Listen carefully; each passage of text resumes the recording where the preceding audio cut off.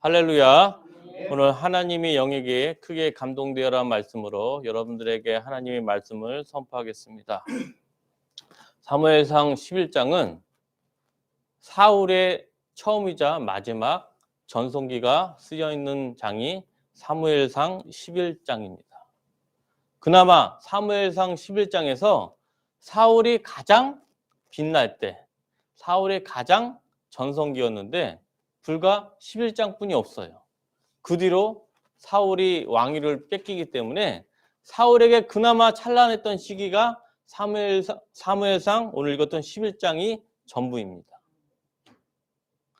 사무엘상 11장의 배경이 되게 보면 우리 배경 한번 읽겠습니다. 사무엘상 11장 1절 한번 우리 다 같이 읽겠습니다. 사무엘상 11장 1절입니다. 시작. 암몬 사람 나하스가 올라와서 길르앗 야베스에 맞서 진침해 야베스 모든 사람들이 나하스에게 이르되 우리와 언약하자 그리하면 우리가 너를 섬기리라 하니. 사무엘상 11장 1절에 보면 암몬 사람 나하스가 길르앗 야베스 주민들에게 공격을 하는 장면이 나옵니다. 암몬과 길르앗 야베스는 이스라엘 땅 중에서 가장 분기점이 되는 지역 중에 하나가 요단강이에요.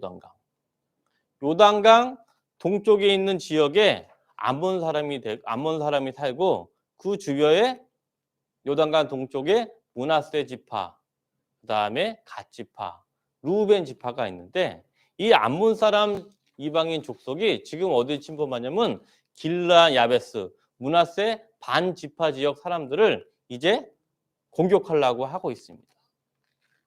누가 공격한다고요? 암몬 사람 나하스가 길르앗 야베스는 므낫세 반 지파인데 이쪽 사람들을 공격하려는 선언이 이루어집니다. 다시 말하면 전쟁을 선언했습니다. 암몬 사람 나하스가. 그런데 어떤 일이 벌어지는지 11장 2절 한번 읽겠습니다. 11장 2절 시작. 암몬 사람 나하스가 그들에게 이르매 내가 너희 오른 눈을 다 빼야 너희와 언약하리라. 내가 온 이스라엘을 이같이 모욕하리라. 암몬 사람 나하스가 뭐라 그러냐면 내가 너희들한테 이제 공격을 하는데 너희들이 항복을 하려고 그러면 어느 쪽 눈을 빼러 다 가져와라? 오른쪽 눈을 다 뺏어 가져와라. 길르앗 야베스 사람들에게 말하기를 너희가 이제 내 말을 들으려고 그러면 너희의 오른쪽 눈을 다 빼서 가져와라. 이 말은 모든 사람들을 다 모욕을 준다는 의미인데 우리가 알 수 있는 점은 뭐냐면 이 길르앗 야베스가 어떤 지역이라는 게 중요해요. 어떤 지역인지 우리 어떤 연유가 있는지 한번 보겠습니다. 우리 사사기 한번 보겠습니다. 사사기 21장 12절 말씀 읽겠습니다. 길르앗 야베스 지역이 어떤 의미가 있는지. 사사기 21장 12절 말씀입니다. 찾으셨습니까? 사사기 21장 12절 말씀. 구약성경 400페이지입니다. 사사기 21장 12절 말씀. 네, 찾으셨죠? 자, 사사기 21장 12절 말씀 봉독하겠습니다. 그들이 야베스 길르앗 주민 중에서 젊은 처녀 400명을 얻었으니 이는 아직 남자와 동침한 일이 없어 남자를 알지 못하는 자다. 그들을 실로 진영으로 데려오니 이것은 가나안 땅이더라. 이 길르앗 야베스 길르앗 같은 지역인데 이 지역에 어떤 연유가 있냐면 사사기 21장에 보면 베냐민 지파 사람들이 다 진멸해서 어떻게 됐냐? 모두가 다 죽게 돼서 베냐민 지파를 기업으로 이끌 여자들이 없어요. 다 죽어서. 그래서 어떻게 됐냐? 이 베냐민 지파는 그래도 12자손 중에 한우잖아요. 한 지파기 때문에 그래도 베냐민 지파가 미우나 고우나 우리 형제이기 때문에 이들을 살리기 위해서 어디에서 처녀들을 공수해 오느냐? 야베스 길르앗. 오늘 나왔던 길르앗 야베스에서 처녀 400명을 데리고 와서 베냐민 지파를 기업을 계속 있게 했어요. 그런 연유가 있기 때문에 길르앗 야베스 지역과 베냐민 지파는 서로 친척지간입니다. 베냐민 지파의 어머니들이 다 올라왔다고요? 야베스 길르앗 지역에 왔기 때문에 베냐민 지파와 길르앗 야베스 지역은 서로 친인척으로 묶여있는 관계입니다. 그래서 어떤 일이 벌어졌느냐? 암몬 사람 나하스가 이렇게 공격하려고 그러니까 길르앗 야베스 지역 장로들이 전 12지파한테 전령을 보내는 거예요. 어떻게 했냐? 우리가 지금 이방 족속 암몬 사람 나하스한테 다 진멸되게 생겼고, 진멸이 안 되려고 그러면 우리 눈을 다 뽑아가지고 암몬 사람 나하스에게 바치라고 이런 위기에 있습니다. 이런 풍정등화 같이 상황이 발생했으니 우리를 도와주세요 하면서 이스라엘 전 지역 12지파에 전령들을 통신을 다 보냈어요. 이스라엘이 12지파가 있잖아요. 그 지역에 다 전령을 보냈는데 어떤 일이 벌어졌는지 우리 사무엘상 11장 5절 한번 읽겠습니다. 사무엘상 11장 5절 찾으셨습니까? 시작. 마침 사울이 밭에서 소를 몰고 오다가 이르되 백성이 무슨 일로 오느냐 하니 그들이 야베스의 사람의 말을 전하리라. 이때 전령들이 이제 베냐민 지파에 가게 됐는데 그때 사울을 만나게 됩니다. 사울. 근데 사울이 지금 뭐 하고 있죠? 밭에서 소를 몰고 지금 밭을 갈고 있어요. 중요한 점이 있습니다. 사무엘상 10장에서 사울은 미스바 지역에서 제비뽑기로 말미암아 왕으로 선출됐는데 사울이 왕이면 어디로 가야 될까요? 왕궁에 있어야 되죠. 근데 사울이 왕궁에 가서 왕의 역할을 수행하는 게 아니라 지금 밭에서 소 가지고 쟁기질을 하고 있습니다. 이때까지 사울은 아직도 하나님이 너를 왕으로 삼아서 왕의 역할을 하라고 사명을 주었는데도 불구하고 그를 망설이고 있어요. 지난주에 설교한 바와 같이 사울이 10장에서 사무엘이 사울에게 뭐라고 했냐면 바로 길갈로 내려가서 블레셋을 치라고 명령하셨는데 사울은 어디로 갔죠? 성령의 임함을 체험함에도 불구하고 자기 기브아 산당 고향으로 가서 뭐 하고 있냐? 밭에서 소를 가지고 쟁기질하고 있습니다. 쟁기질. 왕으로 뽑힘에도 불구하고 사울은 아직도 볼 때 하나님을 바라보는 게 아니고 아이고 우리 베냐민 지파 별볼이 없는 지파고 내 아내 베냐민 지파에서도 우리 기스 집안 아버지는 또 별볼이 없는 사람인데 내가 내 자신을 봐도 참 한심한데 내가 왕은 무슨 왕이냐 하면서 뭐 하고 있나? 밭에서 소를 끌고 쟁기질하고 있습니다. 그때 어떻게 되냐? 그때 이 소식을 들은 거예요. 길르앗 야베스가 베냐민 지파하고 무슨 관계라고요? 친척 관계예요. 아, 길르앗 야베스 우리 친척이 있는 사람들이 지금 암몬 사람 나하스한테 다 죽게 생겼구나. 그러면서 사울이 이제 비로소 일어나게 됐습니다. 그 전까지는 소를 몰고 쟁기질 하다가 비로소 자기 형제가 죽게 됐다는 얘기를 듣고 어떻게 됐냐? 11장 6절 한번 읽겠습니다. 사무엘상 11장 6절 시작. 사울이 이 말을 들을 때 하나님이 영에게 크게 감동되어 그의 노가 크게 일어나 7절 한 결의의 소를 잡아 각을 뜨고 전령들의 손으로 그것을 이스라엘 모든 지역에 두루 보내어 이르되 누구든지 나와서 사울과 사무엘을 따르지 아니하면 그의 소들도 이와 같이 하리라 하였더니 여호와의 두려움이 백성에게 임함에 그들이 한 사람같이 나온지라. 사울이 어떻게 돼요? 하나님의 영에게 크게 감동돼서 지금 쟁기질로 소를 가지고 하고 있다가 이 소를 잡아가지고 그 부분을 다 어디에다 뿌렸어요?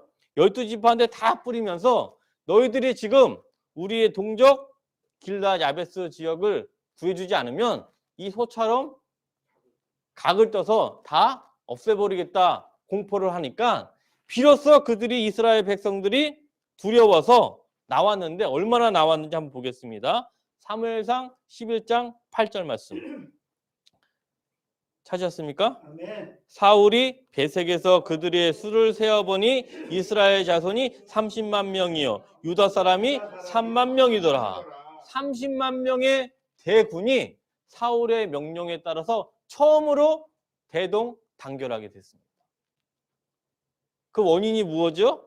11장 6절에 보면 하나님이 영에게 크게 감동되는 걸 보고 하나님의 역사로 말미암아 불량배들이 사울 보고 뭐라 그랬습니까? 10장 마지막 절에 저 같은 사람이 무슨 우리 왕이겠느냐 하고 이렇게 빈정대던 사람들이 몇만 명이 모이냐? 30만 명이 모이게 됩니다.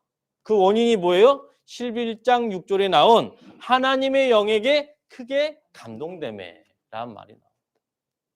우리가 목회자들이나 성도님들이나 가끔씩 바랄 때가 있어요. 어떤 걸 바라냐면 하나님의 영에 크게 감동돼서 맹인이 눈을 뜨고 안진뱅이가 일어나고 모든 지역에 방언이 터지고 하나님의 성령으로 말미암아 교회가 크게 일어나는 것을 때로는 바랄 수가 있습니다. 그렇지요? 우리나라 대한민국의 기독교 역사를 봐도 1970년대부터 강력한 성령의 역사로 말미암아 지금 우리나라 인구의 5분의 1이 개신교라고 적혀 있도록 놀랍게 부흥이 됐습니다. 그런데 사랑하는 성도 여러분, 이 사무엘상 11장이 그나마 사울의 전성기라고 나온 사무엘상 11장인데 사무엘상 11장 6절은 하나님이 영에게 크게 감동된다는 말은 히브리어로 잘라라는 말입니다. 우리 가래떡 할 때 칼로 가지고 뭘 잘라 할 때 있잖아요. 자르다 말이 있는데 발음이 비슷해요. 이게 크게 영에 감동되는 말이 히브리어로 뭐라고요? 잘라. 가래떡을 잘라. 하여튼 손을 잘라. 이렇게 발음이 공교롭게 잘라인데 이 잘라라는 의미가 사울에만 해당된 게 아니고 또 다른 사람이 이 크게 감동된 잘라의 역사가 일어난 사람이 또 있습니다. 한번 볼까요?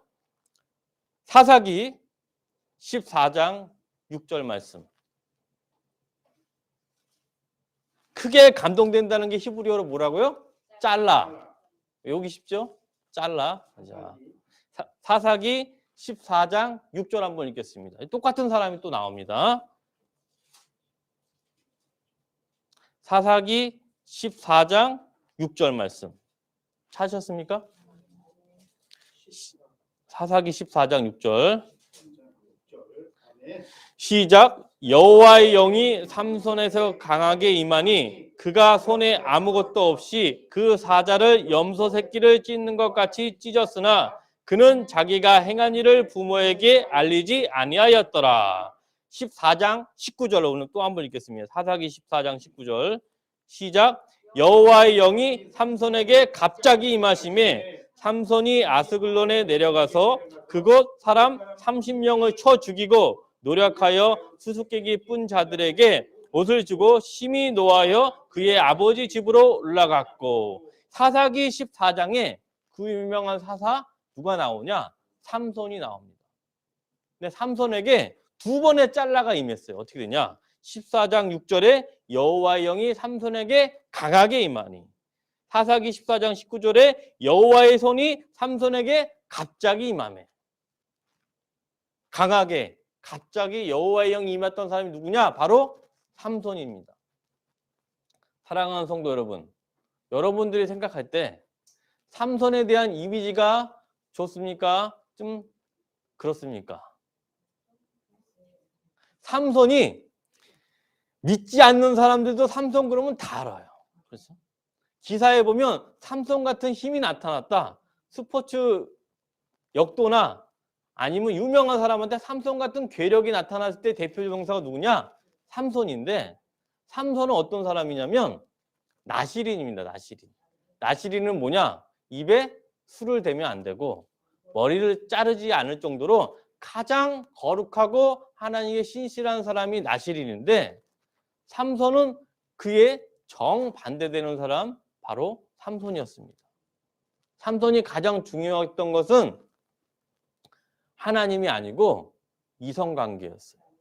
삼손한테는 애인이 참으로 많고 나시림에도 불구하고 세상의 문화에 가장 흠뻑 빠졌던 사람이 바로 삼손입니다.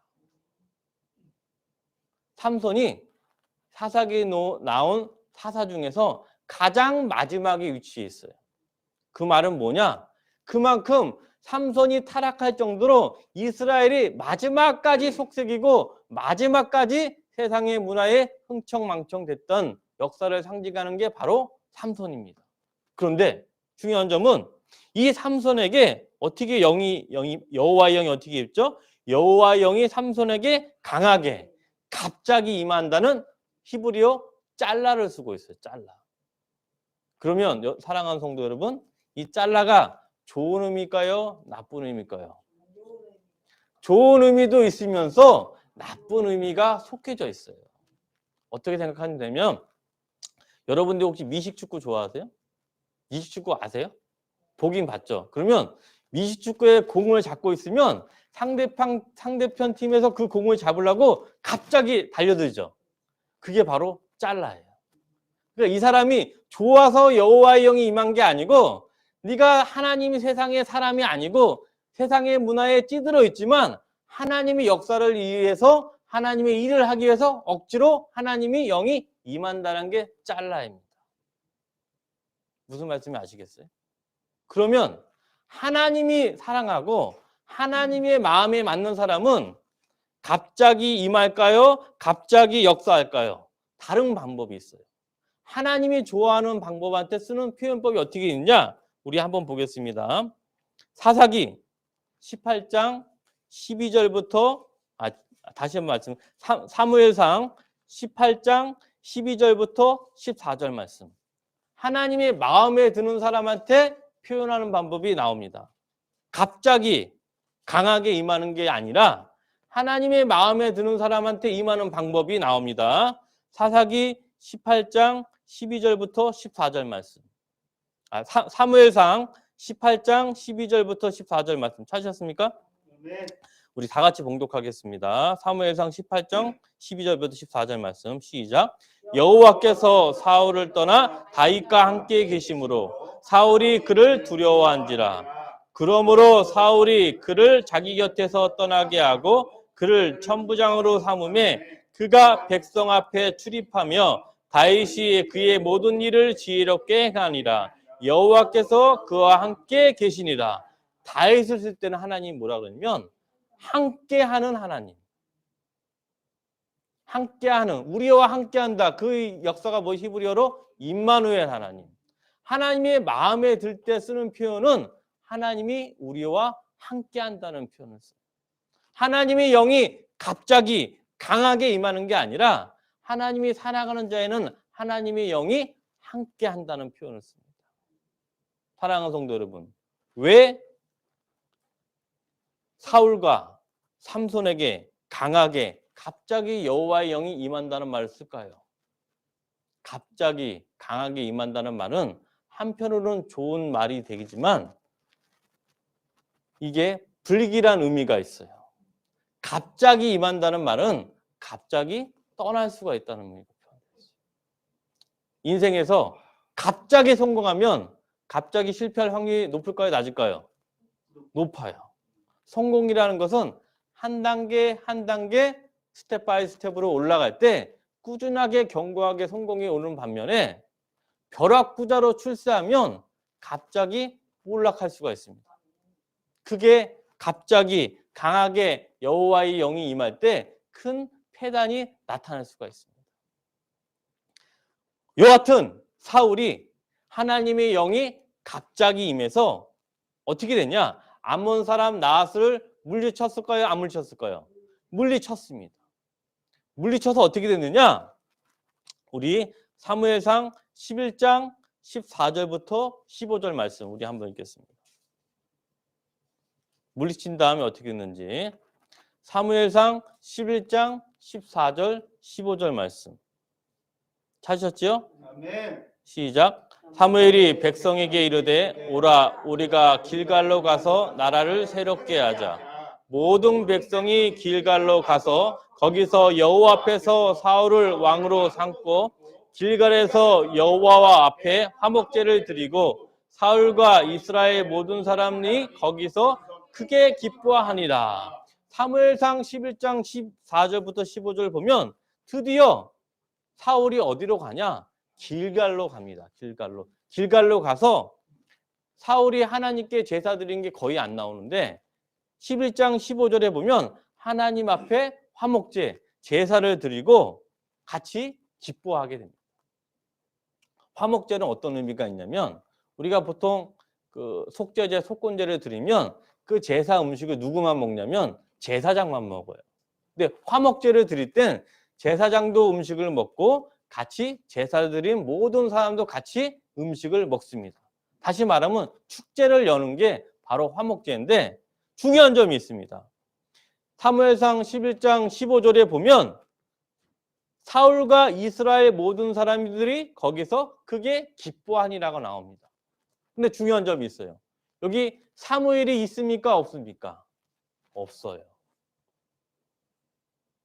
길갈에 내려가서 하나님께 승전보에 대한 감사 화목제를 드리고 크게 기뻐했는데 사울과 이스라엘 모든 사람이 거기서 크게 드디어 우리의 왕이 나타났다 하면서 왕의 대관식을 성대하게 펼치는데 중요한 점은 이 안에 사무엘이 포함되어 있지가 않아요.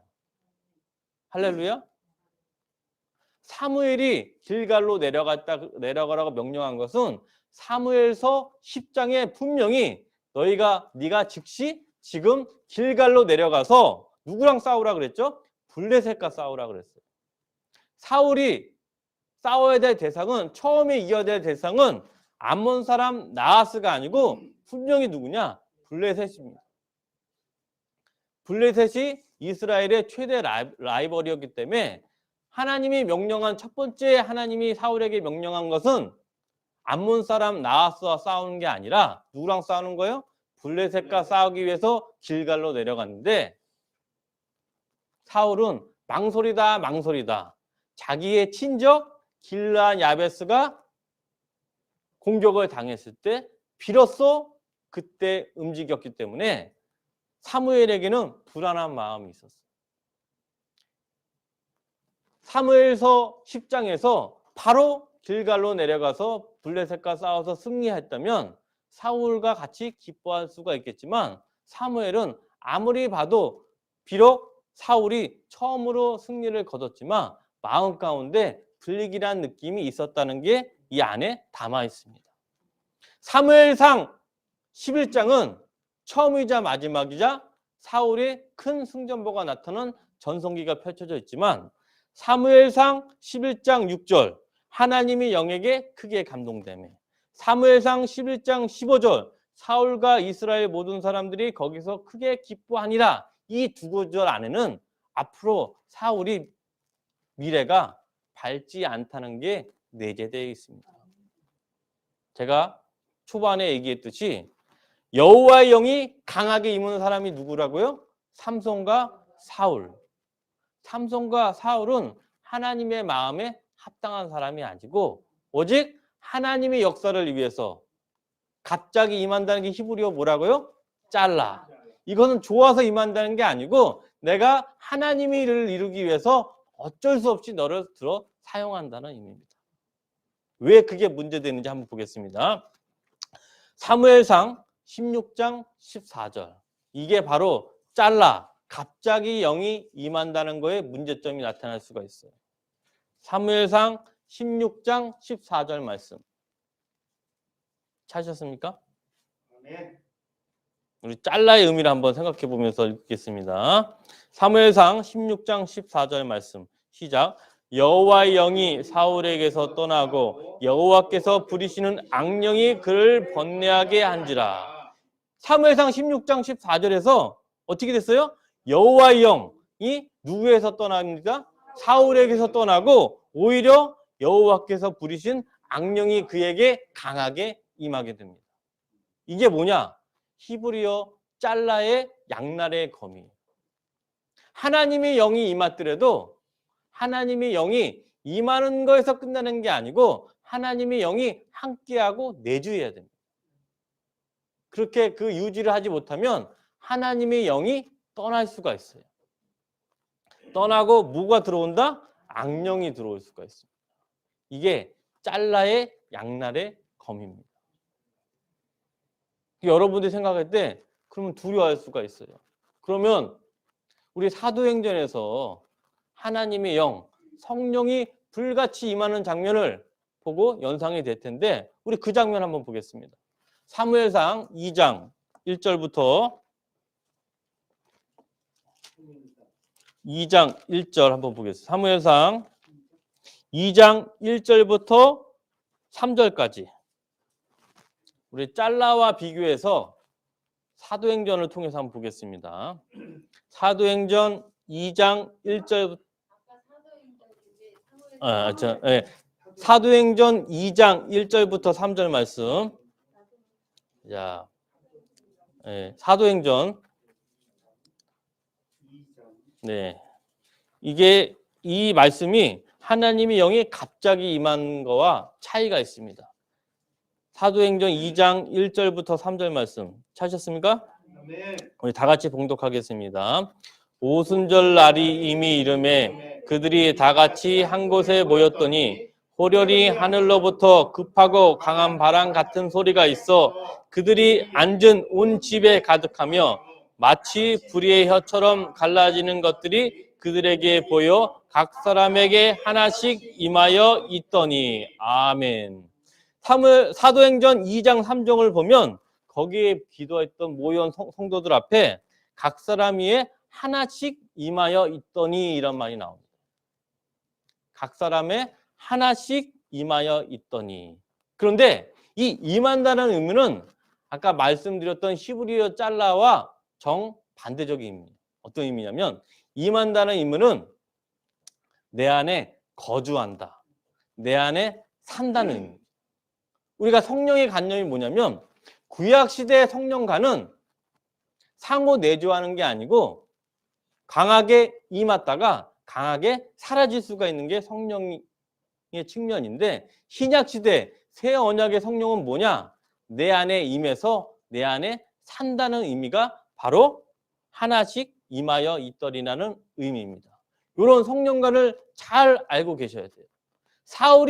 사울과 삼손이 임했던 구약시대의 성령은 강하게 임할 수도 있지만 강하게 떠나갈 수도 있는 반면에 신약시대 오순절날 임한 성령의 역사는 한 번 임하면 결코 떠나지 않고 우리 안에 상주하신다는 겁니다. 할렐루야. 이것을 잘 기억하세요. 왜 그런가? 우리 한번 보겠습니다. 우리 고린도전서 12장 3절 상호 내주 우리 안에 거하시는 성령님이 무엇인가를 의미가 있습니다. 고린도전서 12장 3절 말씀.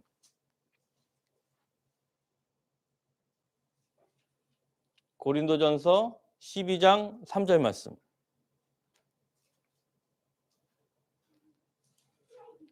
찾으셨습니까? 고린도서 12장 3절 말씀 시작. 그러므로 내가 너희에게 알리노니 하나님의 영으로 말하는 자는 누구든지 예수를 저주라 할 자 아니하고 또 성령으로 아니하고는 누구든지 예수를 주시라 할 수 없느니라. 사랑하는 성도 여러분, 여러분들이 예수님을 주님을 영접하는 순간 이 안에 내 안에 누가 계신다고요? 성령 하나님이 계시는데 사울처럼 강하게 임했다가 사라지는 게 아니라 영원히 함께 하신다는 게 바로 새 언약의 축복입니다. 예수님을 주님을 고백하는 누구든지 성령님이 내 안에 상주하고 내 안에 영원히 계신다는 거예요. 결국엔 뭐냐? 우리가 좀 전에 읽었던 사무엘상 18장 12절부터 14절까지 다윗을 표현할 때 하나님이 누구와 함께 한다고요? 다윗과 함께 한다는 의미를 다시 말하면 성령님이 우리 안에 계속 상주하고 계신다는 의미입니다. 사랑하는 성도 여러분, 제가 왜 히브리어 짤라와 신약 성경의 성령이 임함을 강조를 했냐면 우리 안에 성령을 생각할 때 큰 오해가 있습니다. 하나님과 함께하는 사람과 하나님이 영에 강하게 임한 사람과 결정적인 차이가 있어요. 겉으로 볼 때는 똑같이 하나님의 역사로 일하지만 결정적인 차이가 뭐냐면 위기가 없을 때 그 차이가 달라집니다. 평상시에는 히브리어 짤라로 강하게 임한 사람과 아니면 하나님과 함께하는 사람인가 처음에 평온할 때는 알 수가 없는데 위기가 올 때 알 수가 있어요. 위기가 올 때. 우리 한번 보겠습니다. 왜 하나님이 함께해야 되는가를 보겠습니다. 사무엘상 28장 5절에서 7절 말씀입니다. 사무엘상 28장 5절에서 7절 말씀.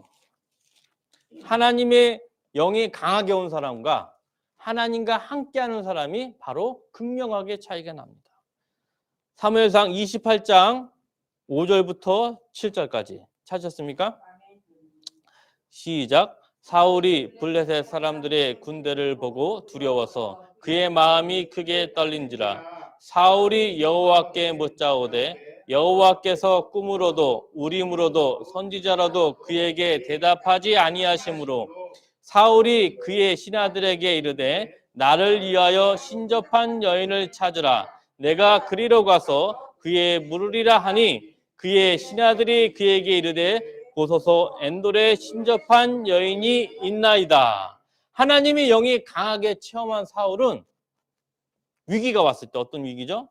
하나님께 물어도 여호와께서 꿈으로도 우림으로도 선지자로도 대답하지 않을 때, 하나님이 응답하지 않고 침묵할 때, 이때 하나님의 영이 강하게 임한 사람과 하나님이 함께하는 사람의 결정적 차이가 나요. 어떻게 했느냐? 하나님이 강하게 임했던 사울은 결국 누구한테 가죠? 신접한 여인 무당에게 갑니다.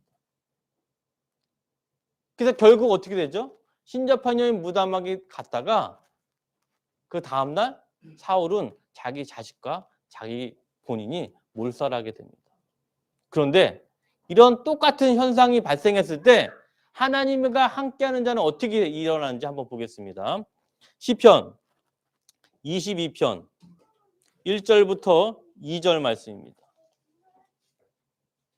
시편 22편 1절부터 2절 말씀. 하나님이 함께하는 자의 차이점이 명확히 나타나고 있습니다. 시편 22편 1절부터 2절 말씀. 찾으셨습니까? 아멘. 시작. 내 하나님이여 내 하나님이여 어찌 나를 버리셨나이까? 어찌 나를 멀리하여 돕지 아니하오시며 내 신음소리를 듣지 아니하시나이까? 내 하나님이여 내가 낮에도 부르짖고 밤에도 잠잠하지 아니하오나 응답하지 아니하시나이다. 시편 22편은 다윗의 유명한 시입니다. 똑같이 사울처럼 하나님이 나를 버리신 것 같고 나의 신음소리를 듣지 않고 내가 아무리 부르짖어도 응답하지 않을 때가 분명히 찾아옵니다. 하나님께 강하게 여호와의 영이 만난 사람과 하나님이 함께하는 사람 똑같이 내가 아무리 응답해도 내가 아무리 부르짖어도 하나님이 결코 아무 말씀도 없이 잠잠할 때가 온다는 게 중요합니다. 누구나 다 겪어요. 사울도 겪었고 다윗도 겪었는데 사울은 참다 못해서 누구한테 갔죠? 신접한 여인에게 감련해. 다윗은 이런 위기상황, 하나님이 부르짖어도 응답하지 않고 신음소리를 듣지 않는 위기상황에 어떻게 나중에 결론이 냈는지 시편 22편 21편 21절부터 22절 보겠습니다. 시편 방금 읽었던 22편 21절부터 22절 말씀. 이게 바로 하나님과 함께하는 사람의 고백입니다. 찾으셨습니까? 네. 시작. 나를 사자의 입에서 구하소서. 주께서 내게 응답하시고 들소의 뿔에서 구원하셨나이다. 내가 주의 이름을 형제에게 선포하고 회중 가운데서 주를 찬송하리라. 다윗은 똑같이 하나님이 침묵하시고 하나님이 응답하셨던 그런 인고의 가정을 끝까지 견뎌내서 결국엔 하나님이 나를 구원하셨고 하나님의 주의 이름을 찬송하는 자가 바로 다윗이었습니다. 사랑하는 성도 여러분, 우리가 진정으로 인생에 살면서 누구나 바랄 때가 있어요. 나에게 여호와의 영이 지금 강력히 임해서 이 지역에 기적이 일어나고 교회가 부흥이 되고 하나님의 놀라운 역사가 일어나기를 바랄 때가 있지만 하나님은 여호와의 영이 강하게 임하는 걸 바라는 게 아니라 주님과 함께하기를 원합니다. 우리 또 한 구절 읽겠습니다. 히브리서 6장 4절부터 6절 말씀. 왜 하나님의 영이 강하게 임할 때 양날이 검이 되는지 히브리서 6장 4절에서 6절 말씀이 명확히 되어 있습니다. 찾으셨습니까? 히브리서 6장 4절부터 6절 말씀. 시작. 한번 빛을 받고 하늘의 은사를 맛보고 성령에 참여한 바 되고 하나님의 선한 말씀과 내세의 능력을 맛보고도 타락한 자들은 다시 새롭게 하여 회개할 수 없나니 이는 그들이 하나님의 아들을 다시 십자가에 못 박아 드러내놓고 욕되게 함이라.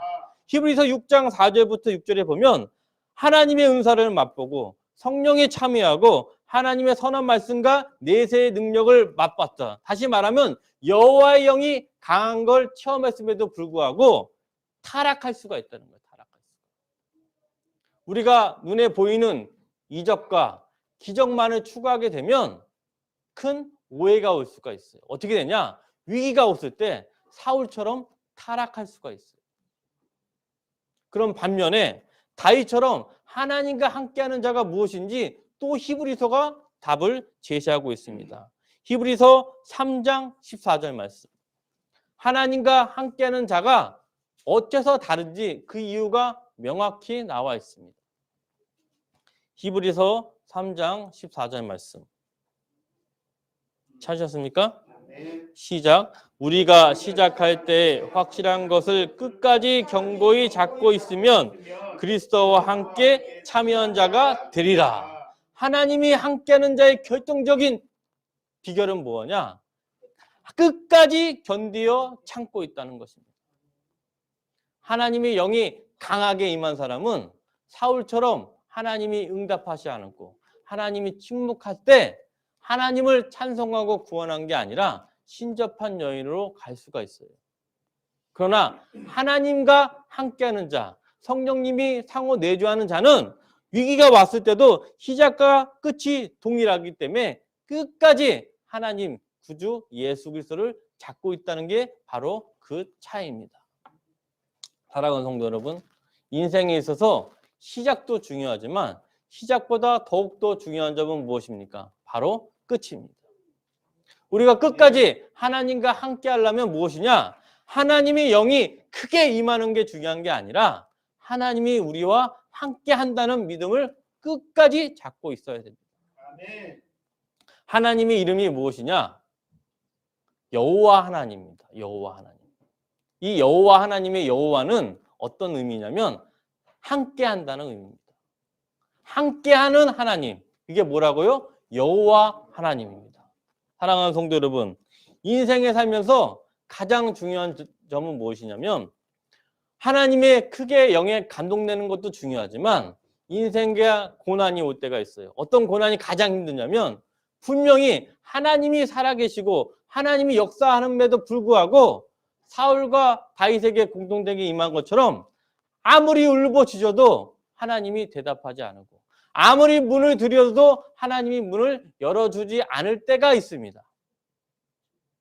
인생의 먹구름이 물려와서 아무리 낮인데도 불구하고 태양이 보이지가 않아요.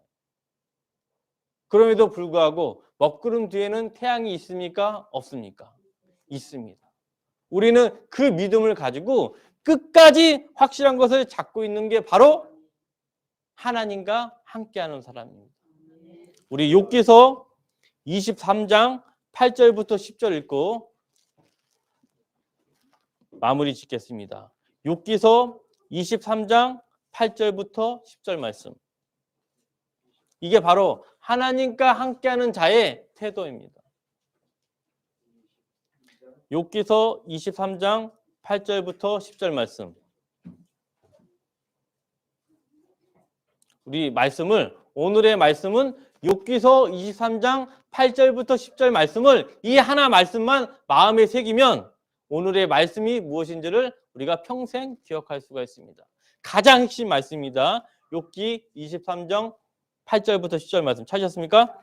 시작. 그런데 내가 앞으로 가도 그가 아니 계시고 뒤로 가도 보이지 아니하며 그가 왼쪽에서 일하시나 내가 만날 수 없고 그가 오른쪽으로 돌이키시나 배울 수 없구나. 그러나 내가 가는 길을 그가 아시나니 그가 나를 단련하신 후에는 내가 순금같이 되어 나오리라. 하나님과 함께하는 자는 하나님이 때로는 왼쪽으로 가도 안 보이고 오른쪽으로 가도 안 보이고 앞과 뒤로 가도 보이지 않지만 하나님이 존재하기 때문에 내가 가는 길을 주님께서 아시기 때문에 이 과정, 하나님이 응답하지 않는 이 과정을 통해서 내가 어떻게 된다고요? 순금까지 된다. 이 믿음을 가지고 끝까지 정리는 자가 그리스도와 함께하는 자가 되고 하나님의 유업을 받을 자가 됩니다. 사랑하는 성도 여러분, 우리가 인생에 살면서 때로는 사울처럼 여호와의 영이 강하게 임해서 이 모든 문제를 한 방에 다 해결해 주기를 간절히 바랄 때가 있어요. 그러나 하나님이 진정으로 원하는 건 뭐냐면 욥기서처럼 하나님이 응답하지 않고 하나님이 침묵할지라도 그의 믿음을 끝까지 잡고 하나님이 비록 침묵하지만 하나님이 이 길을 통해서 나를 단련하시고 하나님의 위대한 역사, 순국까지 된다는 그런 역사를 보고 행할 때 그것이 바로 함께하는 자, 다윗과 같이 마음에 합한 자를 기억하면서 어떤 고난과 어려움이 있더라도 때로는 하나님이 응답하지 않을지라도 끝까지 견디면서 하나님의 유업을 참여하기를 주의 이름으로 축원합니다.